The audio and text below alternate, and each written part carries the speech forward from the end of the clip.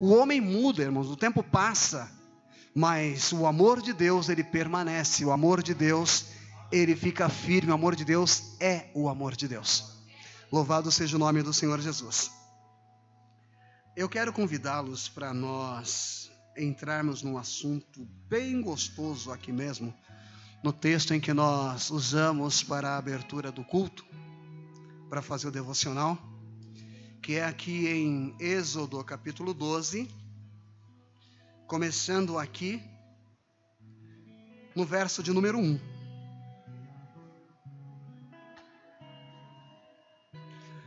Irmãos, uma coisa que Deus tem, e nós devemos nos alegrar muito com isso, Deus tem prazer em falar conosco. Eu acho que todos nós já passamos por isso. Tem aquele dia que você não quer conversar com ninguém, né? Você não quer falar com ninguém, você quer ficar num canto só ali, vivendo ali o seu momento. A gente passa muito por isso. Mas Deus é muito interessante, Ele fala conosco o tempo todo. Ele tem um grande prazer em falar conosco. Sabe por quê? Deus nos quer lá perto dEle. Deus nos quer no céu.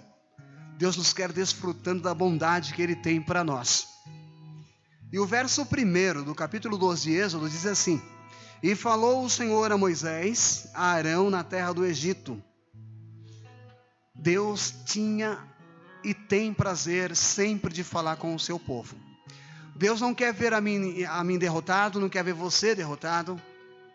Deus, Ele quer sempre nos ver vencer.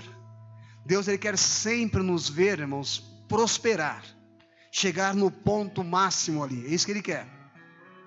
E Ele fala assim: Este mês vos será o princípio dos meses.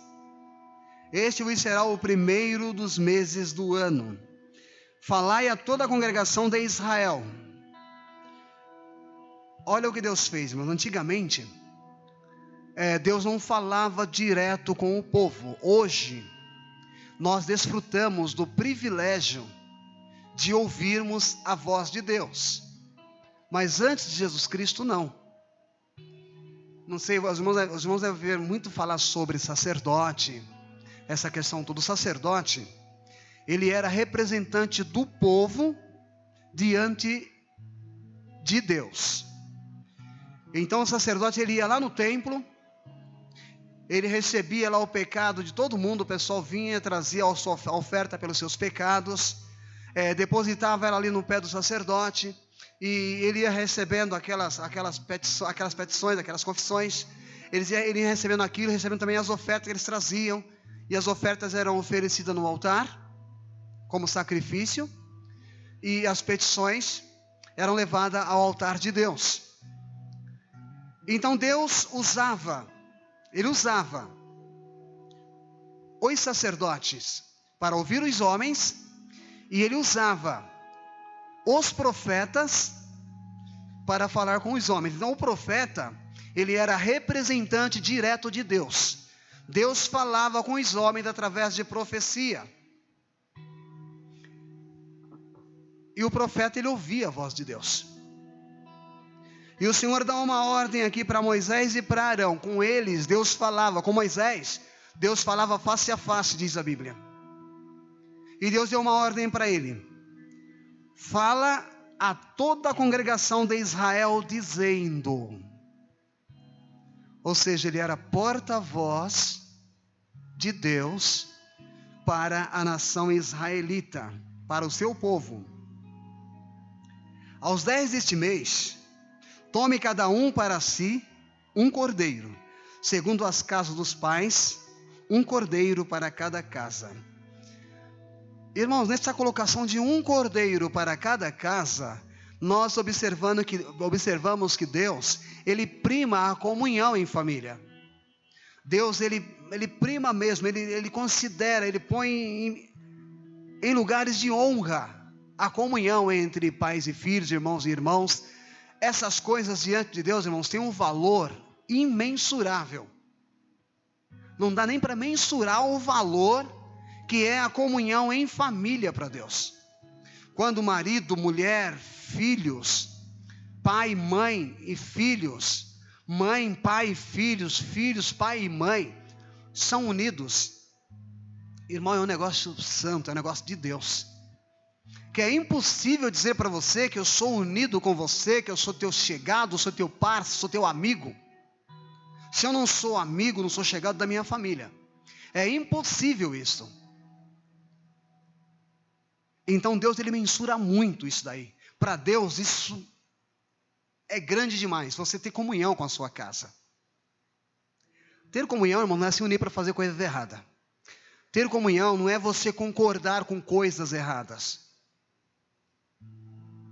Nós precisamos ter ciência disso. Até levando em consideração porque nós aqui mesmo, nós precisamos ter comunhão. Mas nós não podemos concordar uns com os erros dos outros. Eu não posso concordar com o seu erro, você não pode concordar com o meu.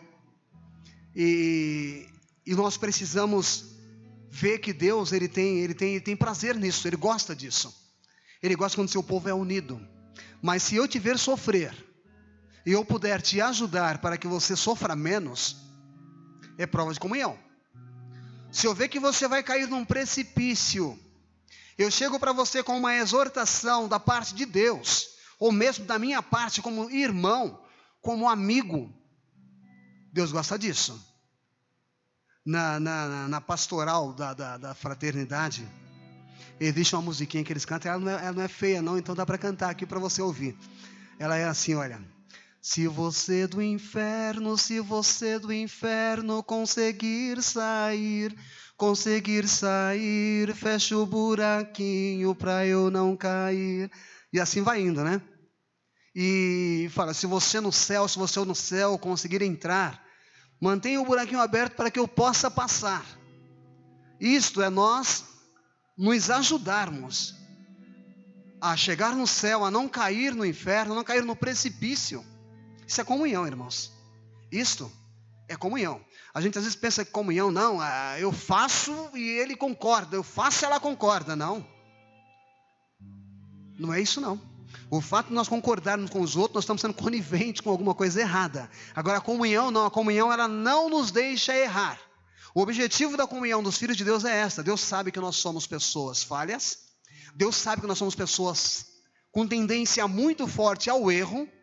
Então ele, por sua vez, ele trabalha conosco, trabalha comigo, com você. Tanto que na Bíblia diz assim, ó, levai as cargas uns dos outros. Em outra parte ela diz assim, tolerai-vos uns aos outros em amor. Tudo isto é o Senhor primando a nossa comunhão. E às vezes a gente se limita, não, a minha comunhão é só com a minha família. Irmãos, essa comunhão aí, além da família, ela tem que se estender um pouco. Ela tem que se estender, ela tem que ser bem abrangente. Ela tem que achar muita gente. Principalmente os domésticos da fé, como fala a Bíblia. Principalmente os domésticos da fé. Então é o que o Senhor quer de nós. Quando ele deu ordem aqui a Moisés e a Arão, fala à congregação de Israel, aos 10 deste mês, tome cada um para si um cordeiro, segundo a casa dos pais. Tá, ele pede a comunhão em família. Depois ele diz, um cordeiro para cada casa. Mas se a família for pequena para um cordeiro, então tome um só cordeiro com seu vizinho, perto da sua casa. Veja, Deus ensinando os filhos de Israel a expandir a comunhão. A expandir a comunhão. Agora você imagina, numa ordem dessa, numa casa só é um casalzinho. Vizinho do lado tem outro casalzinho, só que eles não se dão. Não se dão bem um com o outro. Os dois casais não se dão. Como é que eles vão fazer esse mandamento de Deus aqui? Come um cordeiro, você e o teu vizinho. Deus, ele nos mandando expandir a comunhão. E isso, irmãos, é necessário. E a Santa Ceia, ela prima isto. Ela prima a comunhão entre os irmãos. Os irmãos vão ver na leitura depois, que nós vamos fazer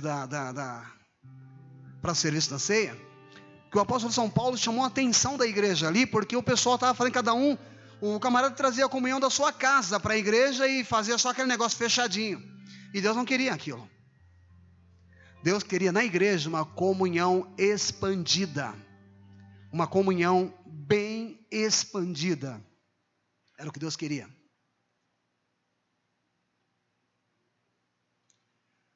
E às vezes nós não queremos, irmãos. Por quê? Porque eu não gosto desse vizinho. Eu não gosto desse vizinho. Isso aí, olha, é ele lá e eu aqui. Não quero graça com o vizinho, não. Tem vezes na nossa vida que nós somos assim. Ah, mas o vizinho me fez mal. Irmão, não há mal que não possa ser remediado. Não há mal que não possa ser arrumado. Aqui na igreja nós temos às vezes alguma divergência. Entre nós mesmo, até obreiros, essas coisas todas. Tudo por falta de comunicação, por não falar, por não abrir a boca e expressar aquilo que pensa, a forma como você encara certas coisas. Então a gente cria uma desunião tão estranha, que você fala, Deus, o que é isso? É por não nos comunicarmos. E às vezes, irmãos, a gente tem isso com o vizinho, às vezes. Eu não concordo com o jeito dessa família andar, eu não gosto.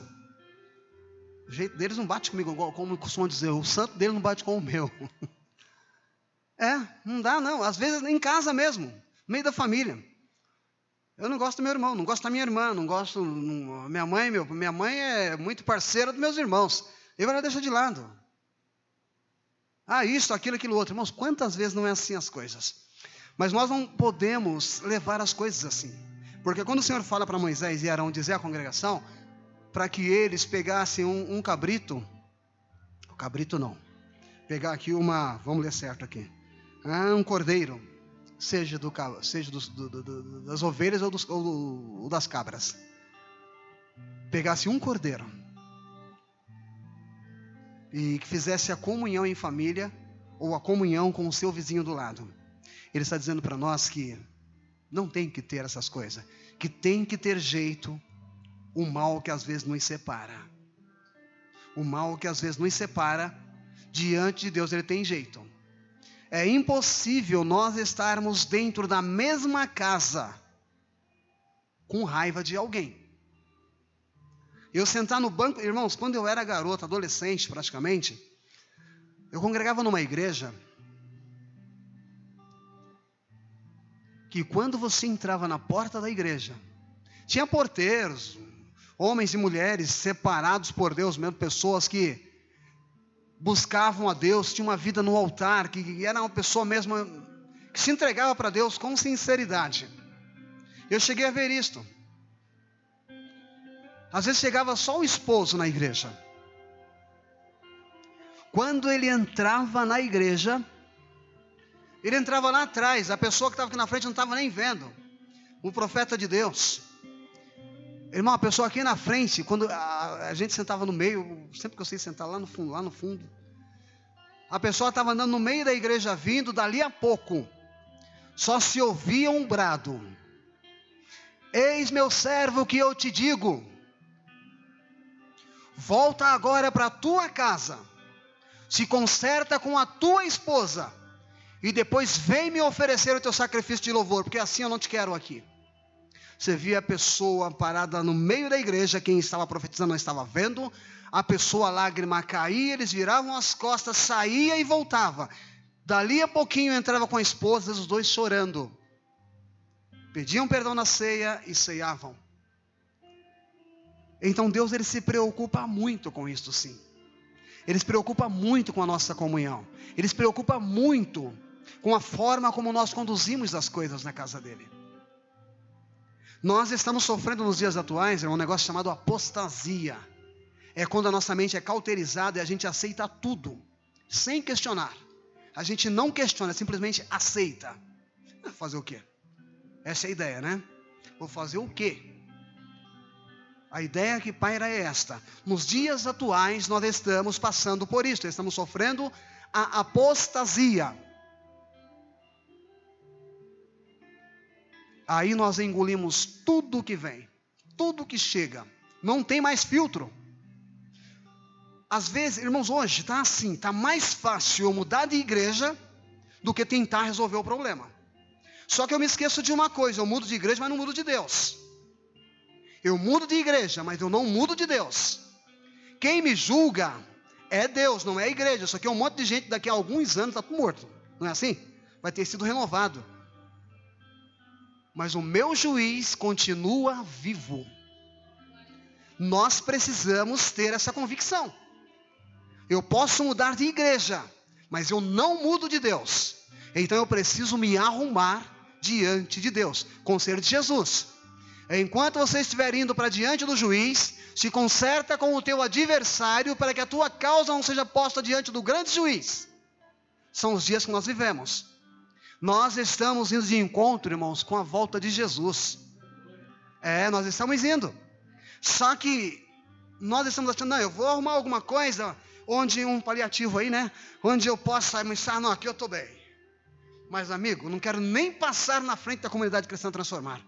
Me dá até arrepio passar na frente. Vai para o inferno, com certeza. Vai para o inferno, Apocalipse fala. Volta lá no teu primeiro amor. Volta lá onde você começou, se arrume lá. Se arrume lá onde você começou. Porque do jeito que você está, você não entra. Está perdendo tempo. Deus deu ordem para o povo aqui sobre comunhão. E não parou nisso não, irmãos. E ele seguiu aqui dando as suas ordens aqui, acerca da união, da comunhão deles. Por que Deus estava trabalhando isto? Irmãos, era o momento de Israel. Diante deles ia abrir-se uma porta.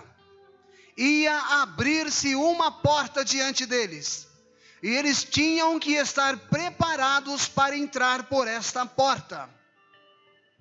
Eu digo para você uma coisa hoje. Está para abrir uma grande porta, mas uma grande porta diante de nós. E esta porta é para nos levar para o céu. Ela está para abrir e Deus está nos preparando todos os dias para nós podermos entrar por esta porta. Quando ele começou a fazer isso, irmãos, Deus sabia das picuinhas que existiam entre os filhos de Israel. Deus sabia das dificuldades que Israel tinha.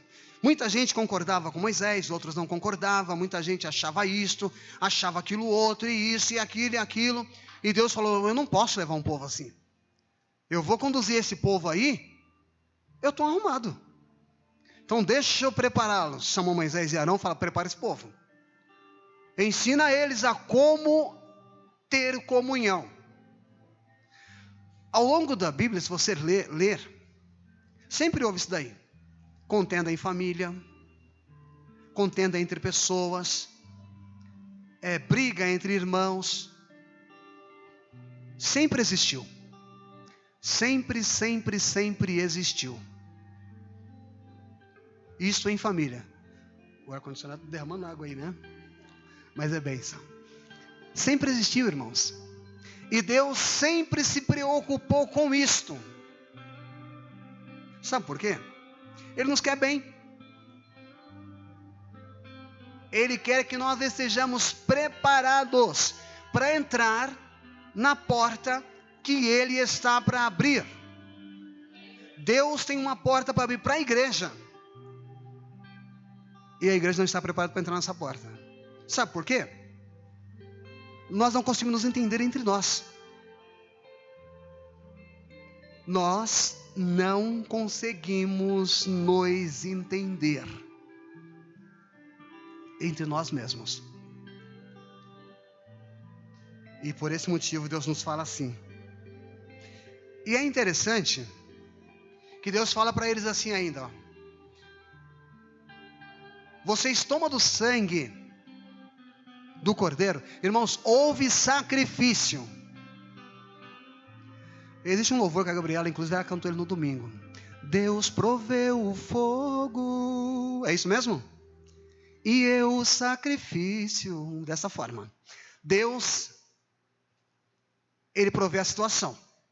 E nós temos a obrigação de provermos o sacrifício. Naquela noite ali, Deus fez o sacrifício. Ele falou, oferece o cordeiro. Oferece cada um cordeiro. E parafraseando, irmãos, o cordeiro era Cristo. O cordeiro, ele era Cristo. Foi dito assim, vocês pegam do sangue do cordeiro e vocês passam nas vergas da porta e nos umbrais. Ou seja, unge o local em que você está com o sangue. Porque esta noite, disse Deus, eu vou visitar o Egito. Eu vou matar todos os primeiros filhos, tanto de homem quanto de animais. Tudo aquilo que abriu a madre, a primeira vez, eu vou matar. E quando o anjo da morte estiver passando, na casa em que ele estiver passando, e ele ver a marca do sangue, ele não entrará.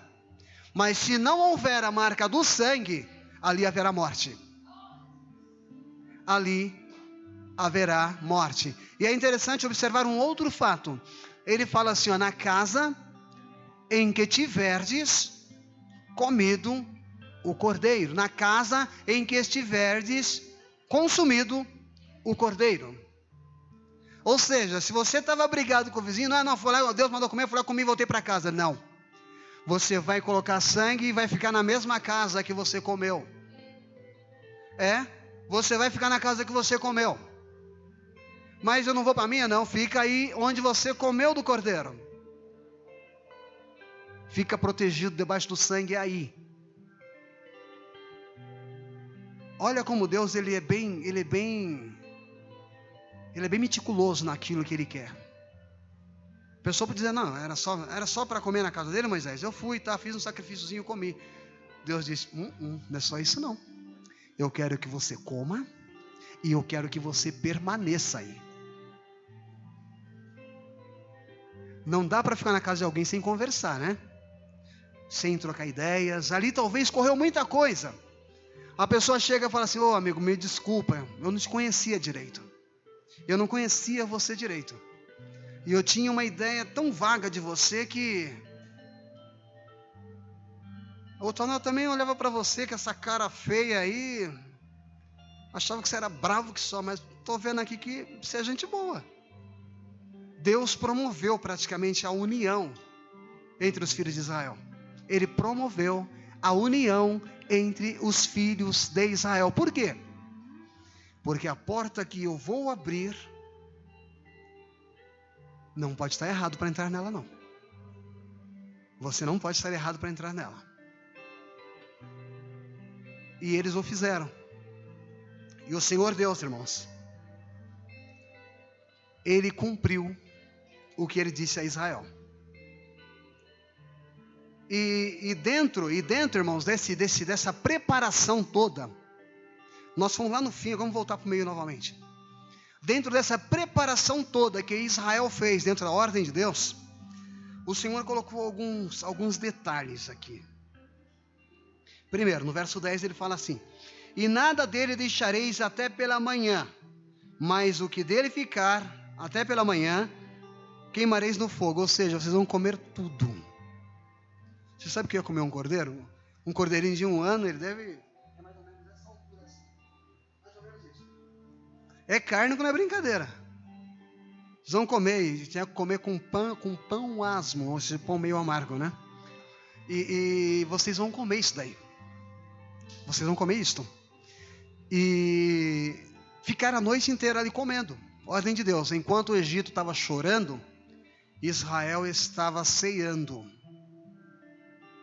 Enquanto os primogênitos morriam no Egito, os filhos de Israel faziam ali a sua ceia. E Deus, no verso 11, Ele dá para eles assim uma ordem. Quando Ele coloca o verbo comer no imperativo. Vocês vão comê-lo assim, ou comereis assim. Os vossos lombos cingidos. Os irmãos sabem o que é cingir o lombo? O povo de Israel, eles usavam um roupão que ia até o pé.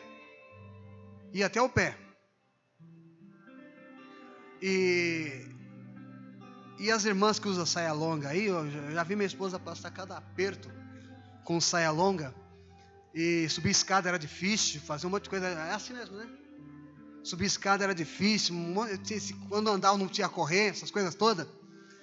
Então Deus disse para vocês vão, estar com os vossos lombos cingidos, ou seja, puxe a roupa um pouco para cima, até um pouquinho acima da canela, amarra bem na cintura, que é para vocês poderem andar rápido ou correr, quando a porta se abrir diante de vocês. Ou seja, que nada te impeça de andar, que nada te impeça de correr, se necessário for. Deus sabia, irmãos, que no outro dia, depois dessa mortandade toda no Egito, Faraó ia ter que amolecer o coração e libertar o povo de Israel da escravidão. E ele disse, esse homem é meio contumaz, é um homem com coração duro, terrível. Então quando ele der liberdade para vocês, correm, porque a porta se abriu. Por isso que ele dizia, tem que estar com os lombos cingidos, os vossos sapatos nos pés e o vosso cajado na mão. Ou seja, você vai sair com tudo que é teu. Não tem como depois procurar cajado para tocar ovelha, isso. Não, nada disso. Tem que estar pronto. Quando sair a ordem, corre. Perdão. Quando sair a ordem, corre. Quando a ordem sair para você ir embora, vai. Irmãos, quando Jesus Cristo der o sinal, quando Deus der o sinal lá no céu, vem igreja, não vai ter tempo de reconciliação não. Você não vai me achar porque eu vou estar longe, eu não vou achar outra pessoa, o outro não vai achar o outro, nós precisamos nos arrumar agora, nesse tempo que Deus deu. Nesse tempo que Deus deu. E é gostoso isso, irmãos, porque Israel se preparou nesse sentido. Se arrumou ali entre famílias, se arrumou ali entre vizinhos, se arrumou ali do jeito que deu para se arrumar, porque havia uma promessa de Deus de que as portas se abririam. E glórias a Deus, irmãos. É interessante observar isto. Eles com os lombos cingidos, sapato nos pés, cajado na mão, e a ordem de Deus foi assim, ó, coma, mas coma rápido. Porque às vezes a gente não, vou deixar para esse reitinho para comer amanhã. Não, come agora, come já. Mas Senhor, é muita carne, dá um jeito aí e come. O que dele sobrar você queima, logo pela manhã, mas come, não deixa nada. E Israel assim o fez. Irmãos, quando o faraó acorda, e a empregada vem e diz para ele, faraó, o seu filho está morto. E ele começou a ouvir clamor por toda a nação do Egito, de que o filho primogênito de todas as famílias morreu, o filho primogênito de todo gado, ave, tudo que existia morreu. Ele também entra em desespero. E ele percebe que tudo é porque ele estava resistindo ao Deus Todo-Poderoso. Então ele lhes pede a ordem. Manda o povo de Israel ir para o deserto adorar o seu Deus. Manda eles irem adorar o seu Deus. Libera eles para ir adorar o seu Deus no deserto. A porta se abriu. E Israel saiu com seus velhinhos, com suas velhinhas, com suas crianças, com tudo que tinha, com seu gado, com suas ovelhas, com tudo que eles possuíam. Eles saíram do Egito e foram adorar a Deus. Resumindo, irmãos, o nosso Deus, Ele tem também para nós, irmãos, um grande mistério a revelar. E nós hoje, levados pela apostasia dos últimos tempos, nós não estamos dando ouvidos para nada o que Deus está falando. Nós estamos procurando partidos, nós estamos vivendo assim, fulano está certo, vou ficar com fulano, Beltrano está certo, vou ficar com Beltrano, Ciclano está certo, eu vou com Ciclano. Não faz isso no nome de Jesus Cristo. Põe no teu coração uma única coisa: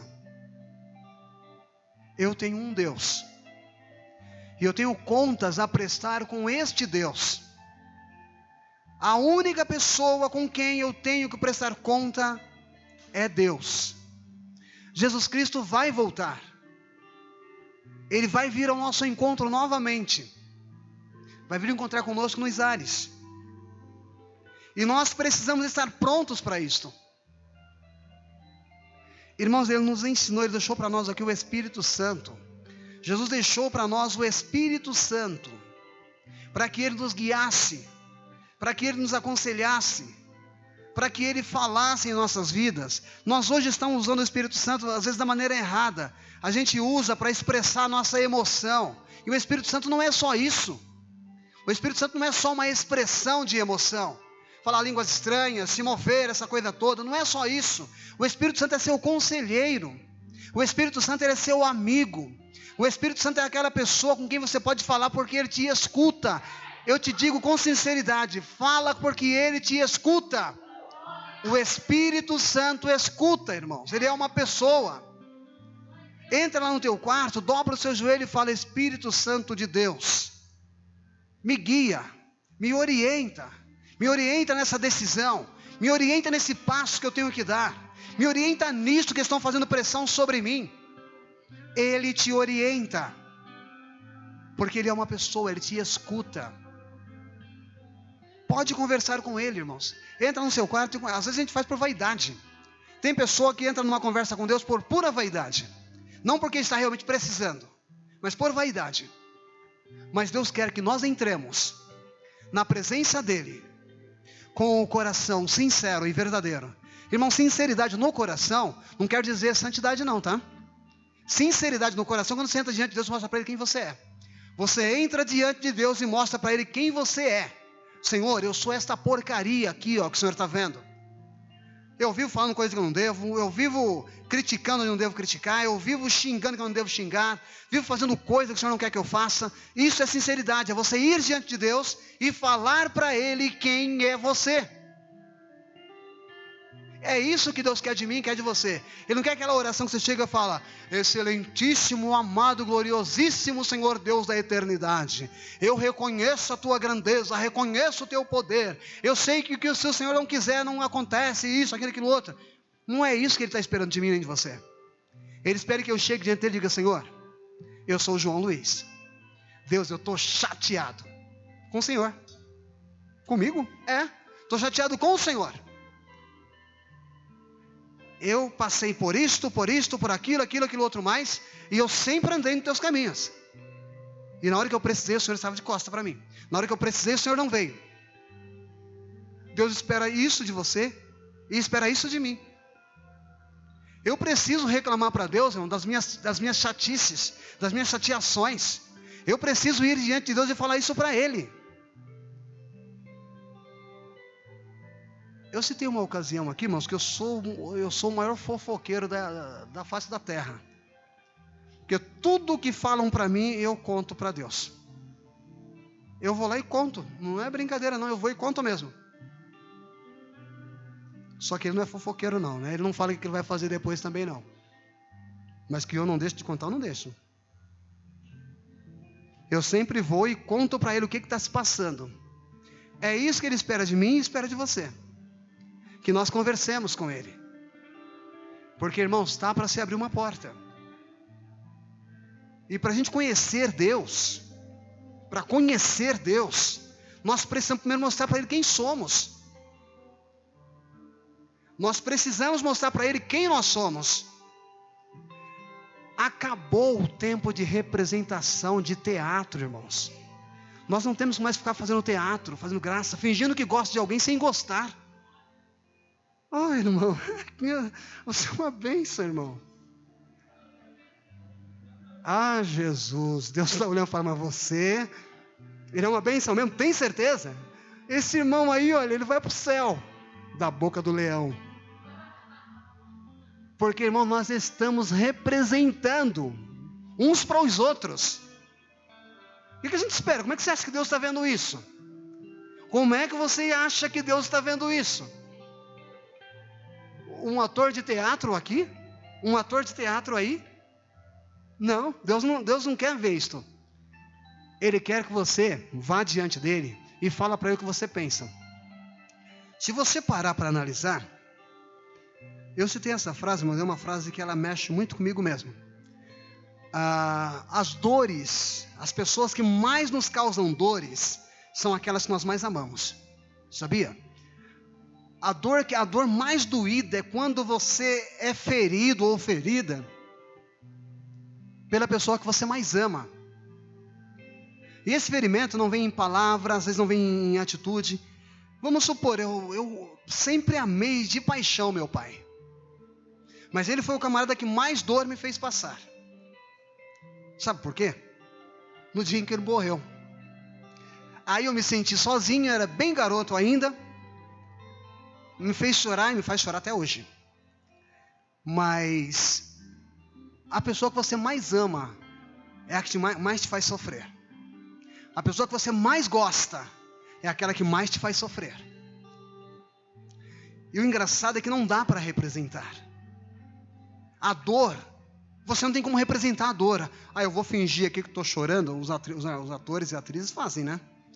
Eu vou fingir que estou chorando, mas eu descobri uma técnica deles. Até para eles chorarem. Não é que eles têm, ou se não usa aquele negocinho que eles jogam no olho. Eles têm que pensar em momentos ruins da vida que traz o choro. Então eles se concentram, eles fazem um monte de coisa para poder representar. Aí na hora eles se lembram daquela coisa que faz machucar, que dói lá dentro. A lágrima nasce no ato. A pessoa está representando ali, mas ela está vivendo uma dor real. Então muitos deles às vezes até se suicidam porque representam muito. Mas traz às vezes também o sofrimento deles à tona de verdade, num nível que cada vez que eles representam, eles voltam naquele passado. E muitas vezes acabam morrendo de depressão, se mata, faz um monte de coisa. Tudo baseado nisso. E nós, como igreja de Deus, nós temos que pegar essas dores que nos causaram, que fizeram isso, e jogar diante do Senhor, o tempo todo. Mas falar com Ele mesmo. É isto que Deus queria do povo de Israel. Gente, tenha comunhão entre si. Tenham comunhão entre si. Fale cada um a sua verdade com o outro. Fale cada um o que pensa para o outro. Fala. Eu costumo usar uma frase que é assim, olha, não fale de mim, fale para mim. Porque às vezes nós conversando, você vai entender que às vezes a minha atitude não foi aquilo que você deduziu. Uma vida de cristão real, verdadeira. Não vamos ser crentes só na igreja. Vamos ser crente na igreja, vamos ser crente em casa, vamos ser crente na rua, vamos ser crente na condução. Isso é possível, pastor? É muito possível. Nós precisamos ser crente em todos os lugares. Precisamos ser crente em todos os lugares. Não só crente, né, irmão? Mas cristão, seguidor, pessoa que faz o que Deus quer. E aí, irmãos, nós seremos muito felizes, com certeza. Amém, igreja de Deus?